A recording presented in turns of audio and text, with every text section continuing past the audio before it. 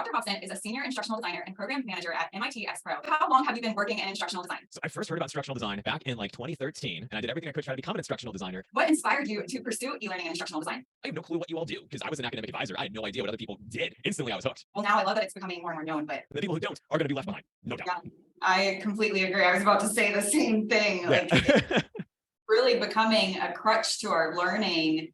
And I think people, everyone's just who isn't using this, they're going to be left behind. But that is exciting. That's so cool what you've been experimenting. It's making me more interested. The response factor it brings on all these new ideas that you don't think about. It is. And I'm like, and you can ask it to do any type of activity, exercise, assignment. I'm like, I've dabbled with it as far as for making practice questions, exams, case studies, scenario-based learning. Just whatever you want to be able to give it to say like, hey, can you write for me an X? Here are my parameters. Here's what I want to be able to do. I asked it to make for me yesterday an idea. I was going to be creating a 20-week leadership boot camp. I mentioned 7 topics, and then I said it has to have a final project at the end. Create for me something. Sure enough, it gave me a 20-week outline. It gave me topics that were relevant to my topics. And then it even presented for me a final presentation at the end about demonstrating what they have learned to subject matter experts and doing this whole panel style interview. It's all right there. And I'm looking at it and I'm like, that's pretty darn close to what I would personally do. Like, I would change some things for sure. It's not perfect. It's never going to be perfect. It is AI, but yeah, it's pretty crazy seeing what it can do. It's amazing. I really think it's going to advance everyone. I mean, just hearing this from you, it's just making me think that even more. We're all going to advance extremely, and we have to throughout all this. But I want to continue talking about AI, but I can interview you another time. Sure. And go more in depth because this is such an interesting conversation. It's very timely. And I just did all these things like 2 days ago. So like, it's so fresh in my mind because I just did them all. I mean, it's all so new for everyone. So I think it's really exciting. The one thing to add to that, because for some people, they're like, it's not giving me the results I'm looking for. And then I'm like, cool, well, tell me why. And then what I'm seeing is that basically they put in one very generic sentence about something that they're looking for. It gives a response, and then they're like, not good enough. And they close out their browser. It's like, no, it's a chat bot. Like, you need a conversation. So if you say for me, write learning objectives, and then it gives you 4 learning objectives and you're looking at it and it's using the very basic terms like understand, know, and learn. And you're like, but it's not good enough, and you kill it. And it's like, well, no, you therefore then respond back to it and say that of like, hey, I noticed you use understand, know, and learn. Those are really generic. That's not that measurable. Can you give me more specific terms that I can actually use? Also, by the way, could you make sure to become more specific with the way that you're describing one action to one sentence? And that way you keep it clear, concise, transparent, to the point, and then say that back to it. Then it will take that feedback and then say, you got it, and then give you 4 clearer learning objectives. So that's what you need to do. And I have found for some things, I will go back and forth like 4 or 5 times. And then eventually it gets me to where I want to actually go. You got to keep on feeding it because that's how it learns. You feed it, you give it feedback, and then it responds, and then it gets better. Basically, don't give up on it. If you're trying and it's not working, you're just going to keep on working at it, and eventually you'll do what you want it to do. Yeah, it's like training it almost. Yes. It seems like probably eventually it'll probably get easier. I don't know. Correct. Exactly. Yep. But yeah, thanks for adding that as well. Mm-hmm. What professional associations do you belong to?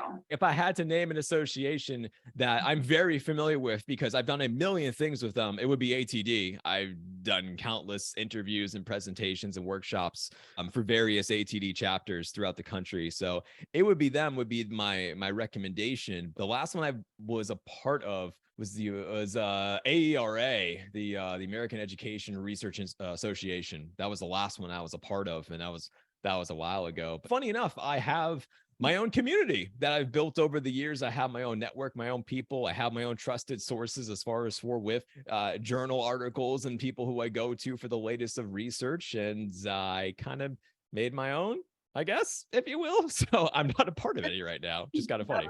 That makes sense. Yeah. Everything's becoming so much smaller community based too. So maybe Yeah. professional associations aren't going to be as common. I mean, it's interesting because I don't want to say that they don't have any value or anything like that, because I certainly have seen their value and seen people do very well inside of them. So I don't want to discredit people from joining any of them. It's just, it hasn't been my thing. I like to start things up from scratch, which is why I created the Instructional Design Institute community and the whole learning nerd movement I have around my content. And it's just, those are my people. And I'm like, okay, I got my people. I'm good. So it's just, I don't know. That was my path, but not to say, but they don't have value though. That's just different things, different people. Yeah. What are your predictions for the instructional design industry? Well, we just talked about a lot of them for ChatGPT. I mean, that's really all. If I had to go above and beyond that, though, as far as for within instructional design, what I've been loving and seeing is that more people are starting to incorporate more learning strategies into their design, which makes me very happy because of the fact that for the longest time, and it's still prevalent, is that there are so many people who, when they come into instructional design, the first thing that they think about are the tools and the tech and the software. And it's just like, like that's not the focus. Like if you have adult learners, we should be caring about making a meaningful and relevant and engaging learning experience. And tech is one part.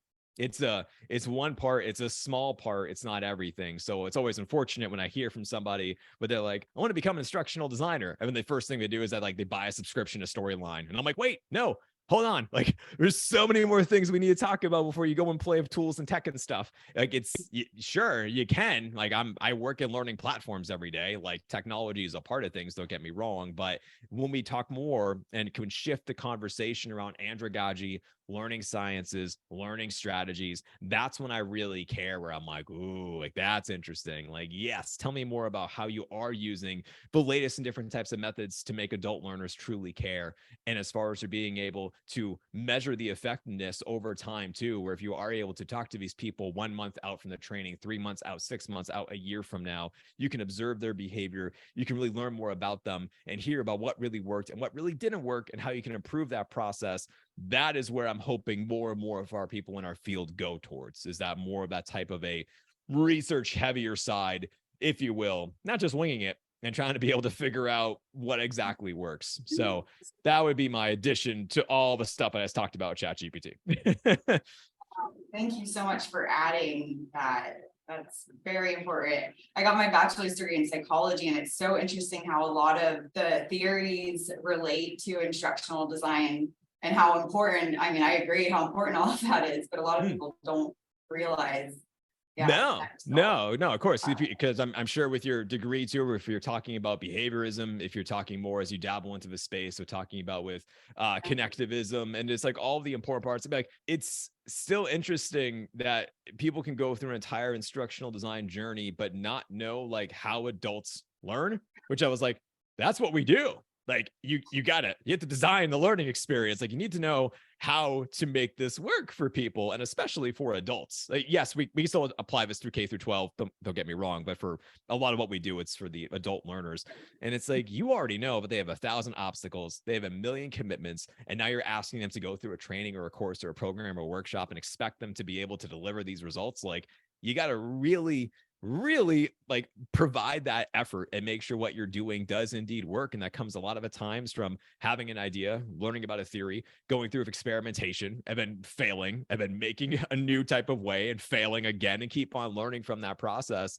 And then eventually you have your entire final, like, aha, like we have this. But I mean, I'm making prototypes, I'm putting it out in front of people, I'm getting feedback, I'm trying to be able to iterate upon everything and making sure that I'm doing the best I can, and not just assuming that this will work for this target audience in this scenario, because not everything is going to work for everything. By all means, it's not, never will be cookie cutter, one size fits all with what we do pertaining to learning theories and whatnot, but it's at least a good start to know about some to be able to use them for sure. Provided so much good information. I love it. So it's very valuable. So thank you. I appreciate it. I'm sure actually you listen to podcasts. So what podcasts do you listen to? So it's interesting. So I do listen to a bunch of podcasts, but podcast is my medium to kind of escape from reality, which is Yeah. kind of funny because like I am a podcast person. So it's just like, so I usually, if I'm trying to be able to learn about something or hear more about what my colleagues are doing if in instructional design, it's like I will purposefully go out of my way to go and to find their episode or to read their blog or their article or whatever. And that's kind of how I work within like instructional design podcast land. But for normal podcasts, I mean, I listen to podcasts talking about football, business, personal development. Like it's a weird mishmash variety of things. I mean, this morning I was listening to, and I can pull it up quickly. It was the Colin and Samir show, and they were interviewing Mark Rober, who is essentially the Bill Nye the Science Guy of the next generation, is who he is. And I love hearing about what entrepreneurs do, how they got to where they are today, especially bigger folks inside of the YouTube space or the podcast space or the whatever, because it's always so mind-boggling to me to hear about where they started from and where they go. I really like that type of a journey of hearing about people, like the before and after, and seeing like where they currently are. So it's a lot of those kind of things. It is rarely, which is extremely funny, it's rarely podcasts about instructional design because my world is already so much about instructional design. It will just take up all of my brain space. So I need some downtime somewhere in there. Now that I'm thinking about it, I don't listen to any instructional design podcasts either. And there really aren't that many. I mean, they're growing though. I like if you search now for it's crazy. Okay. There are so many now, and it's not to say too that they're like bad or anything. Like there's plenty of great ones, like the Block podcast by Heidi Kirby, the L&D Hot Seat by Russell Sweep, talking about Tom McDowell's Ideas podcast. Like I was all great, all wonderful podcasts, but I will listen to a few, but then other than that, like it makes me, and maybe this is a better way of explaining it, it makes me go do something. Like if I listen to a podcast about instructional design and I don't know about something, I will then therefore go and research about that topic for like 30 hours. Yeah. And I'm like, what are you talking about? What do you mean you do blah, blah, blah? And it's like, so I can't do that where if I'm washing the dishes, walking the dog kind of thing, like that will crush me. I need that downtime. It puts you back in work mode and it's supposed to be your try. Right. You're like, no, I don't want to work right now. I don't want to work right now. Yeah. Great. Yeah. Okay. Well, is there anything else that you would like to add that we have not covered? Anything else that I want to add about that? Sure. What I will say for those who are listening to this instructional design podcast and you're trying to think about your own journey, because I was talking about this one student today, is that we all have different paths as far as sort of becoming instructional designers. And there is no right path and there is no wrong path. There are some people like yourself who have an instructional design degree, people like me who do not have an instructional design degree. There are some people who fell into this world by accident because they became a trainer, because their organization needed someone to lead trainings. And now 10 years from now, they are the main instructional designer.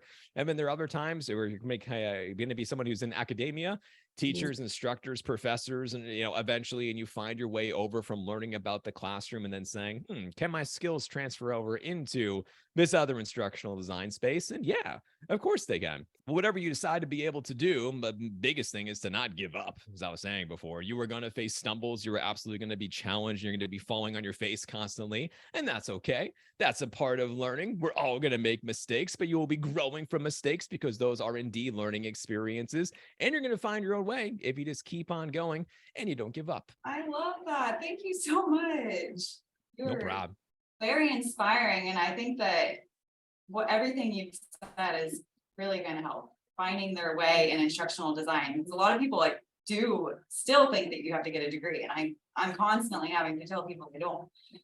But thank you. Of course, because people they see a story or two or a shining example, and then they just follow that, which is fine because some people can and do. But I have known other people who have been able to train themselves entirely for free from just resources they found online, and they became IDs. Like, it's not to say that you can't do something. Like, maybe a certificate program is enough. Maybe just going through with a different type of professional development idea isn't and great. Then you're good to go. But there is no clear right or wrong path for you. It's just more about trying to make sure that you are following your passions, but you're able to sell your ideas and your accomplishments and what you're able to do and what value you can bring to the organization, and really making sure you can speak to those abilities.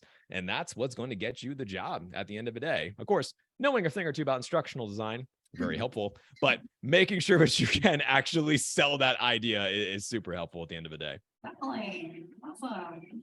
Thank you. And speaking of gifts, would you mind sharing some information about your free gift with the audience? I really think they'd love it. If you want to head on over to drlukehobson.com, that is everything I can possibly give for you. Every blog, every YouTube, every podcast episode, basically literally all of my stuff on the internet is free. So you can go find that there. And if you enjoy any of these types of long ramblings, my podcast now is 70 episodes. YouTube's got 100 videos. I don't know. I just keep making a whole bunch of content for some reason, but people keep enjoying it. So I'll just keep on making it. So literally everything I make is basically for free on the internet, and you can find it all. So just Google it and you'll be good to go. Awesome. Thank you so much. Thanks for sharing your story and your insights. And I greatly appreciate your contribution. Thank you for taking your time today, and have a wonderful day. Appreciate it, Crystal. Thank you.